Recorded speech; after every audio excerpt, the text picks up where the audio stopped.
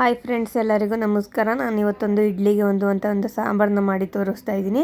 ಇಡ್ಲಿಗಂತೂ super combination ಇದು, ತುಂಬ ಟೇಸ್ಟಿಯಾಗಿರುತ್ತೆ. ಆಮೇಲೆ ಈ ಸಾಂಬಾರಿಗೆ ಬೇಳೆ ಮತ್ತು ಕಾಯಿ ಏನು ಬೇಡ, ಸಿಂಪಲಾಗಿ ಮಾಡ್ಕೋಬೋದು. ಬೇಗ ಒಂದು 15 ನಿಮಿಷದಲ್ಲಿ ಆಗುವಂಥ ಸಾಂಬಾರು ಇದು. ಹೇಗೆ ಮಾಡೋದು ಅಂತ ನೋಡೋಣ. ಪ್ಲೀಸ್ ನನ್ನ ವಿಡಿಯೋ ನಿಮಗೆ ಇಷ್ಟ ಆದರೆ ಪ್ಲೀಸ್ ಸಬ್ಸ್ಕ್ರೈಬ್ ಮಾಡಿ, ಲೈಕ್ ಮಾಡಿ, ಸಪೋರ್ಟ್ ಮಾಡಿ.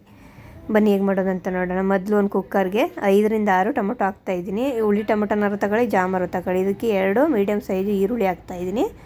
ಸ್ವಲ್ಪ ಬೆಳ್ಳುಳ್ಳಿ ಮತ್ತು ಒಂದು 5 ರಿಂದ 6 ಹಸಿಮೆಣ್ಸಿಕಾಯಿನ ಹಾಕಿ ಸ್ವಲ್ಪ ನೀರು ಹಾಕಿ ಚೆನ್ನಾಗಿ ಮಿಕ್ಸ್ ಮಾಡಿ ಬೇಯಿಸ್ಕೊತಾ ಇದ್ದೀನಿ. ಬೇಕು ಅಂದರೆ ನೀವು ಬೇಕಾದ್ರೆ ಪಾತ್ರೆಯಲ್ಲಿ ಬೇಯಿಸ್ಕೋದು, ಕುಕ್ಕರಲ್ಲಿ ಬೇಯಿಸಿದ್ರೆ ಬೇಗ ಆಗುತ್ತೆ ಅಂತ ನಾನು ಈ ಥರ ಕುಕ್ಕರ್ಗೆ ಹಾಕಿ ಒಂದು ವಿಜಲ್ ಬಡಿಸ್ಕೊತಾ ಇದ್ದೀನಿ. ಒಂದು ವಿಜಲ್ ಬಂದರೆ ಸಾಕು, ಚೆನ್ನಾಗಿ ಬೆಂದಿರುತ್ತೆ. ನೋಡಿ, ಇವಾಗೆಲ್ಲ ಬೆಂದಿದೆ. ನೆಕ್ಸ್ಟ್ ಇದನ್ನು ನಾನು ಒಂದು ತಟ್ಟೆಗೆ ಹಾಕಿ ಆಡಿಸ್ಕೋಬೇಕು. ಇದನ್ನು ಒಂದು ತಟ್ಟೆಗೆ ಹಾಕಿ ಆಡಿಸ್ಕೋಬೇಕು. ನೀರನ್ನೆಲ್ಲ ಚೆನ್ನಾಗಿ ತೆಗಿಬೇಕು. ಮಿಕ್ಸಿಗೆ ಹಾಕಿ ರುಬ್ಬಬೇಕು ಅಂದರೆ ಈ ಬಿಸಿ ಎಲ್ಲ ಆರಬೇಕು. ನೋಡಿ, ಆ ನೀರನ್ನು ಚೆಲ್ಲಬೇಡಿ, ಎತ್ತಿ ಇಟ್ಟಿರಿ, ಯಾಕಂದರೆ ಸಾಂಬಾರಿಗೆ ಯೂಸ್ ಮಾಡ್ಕೊಳ್ಳೋಣ ಅದನ್ನು. ಇವಾಗ ನೋಡಿ ಆರಕ್ಕೆ ಇಡ್ತಾಯಿದ್ದೀನಿ. ಇದೆಲ್ಲ ಆರಿದ್ಮೇಲೆ ಇವಾಗ ನಾನು ಮಿಕ್ಸಿಗೆ ಹಾಕಿ ರುಬ್ಕೊತಾ ಇದ್ದೀನಿ.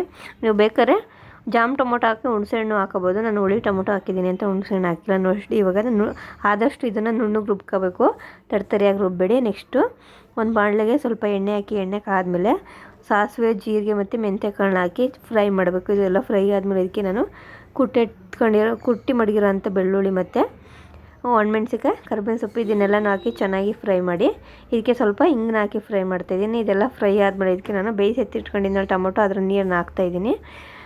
ಆಮೇಲೆ ಇದಕ್ಕೆ 2 ಟೇಬಲ್ ಸ್ಪೂನಷ್ಟು ಬೇಳೆ ಸಾಂಬಾರು ಪೌಡ್ರ್ ಹಾಕಿ ಚೆನ್ನಾಗಿ ಮಿಕ್ಸ್ ಮಾಡಬೇಕು. ಇದೆಲ್ಲ ಮಿಕ್ಸ್ ಆದಮೇಲೆ ಇದಕ್ಕೆ ರುಬ್ಬಿ ಎತ್ತಿಟ್ಕೊಂಡಿರೋಂಥ ಟೊಮೊಟೊ, ಈರುಳ್ಳಿ ರುಬ್ಕೊಂಡಿರ್ತೀವಲ್ಲ ಅದನ್ನು ಹಾಕಿ ಚೆನ್ನಾಗಿ ಮಿಕ್ಸ್ ಮಾಡಬೇಕು. ಇದೆಲ್ಲ ಚೆನ್ನಾಗಿ ಮಿಕ್ಸ್ ಆದಮೇಲೆ ಇದಕ್ಕೆ ನೀರು ಸ್ವಲ್ಪ, ಅಂದರೆ ನೀರು ಜಾಸ್ತಿ ಹಾಕ್ಬಾರ್ದು, ಸ್ವಲ್ಪನೇ ಹಾಕಬೇಕು. ನಾನು ಮಿಕ್ಸಿ ಜಾರಲ್ಲಿಗೆ ಸ್ವಲ್ಪ ನೀರು ಹಾಕ್ಬಿಟ್ಟು ಹಾಕ್ತಾಯಿದ್ದೀನಿ, ಅದರಲ್ಲಿ ಸ್ವಲ್ಪ ಮಸಾಲೆ ಇರುತ್ತೆ ಅಂತ.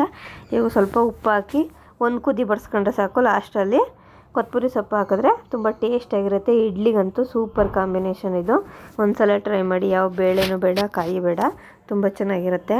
ಪ್ಲೀಸ್ ನನ್ನ ವಿಡಿಯೋ ನಿಮಗೆ ಇಷ್ಟ ಆದರೆ ಲೈಕ್ ಮಾಡಿ, ಶೇರ್ ಮಾಡಿ, ಕಮೆಂಟ್ಸ್ ಮಾಡಿ.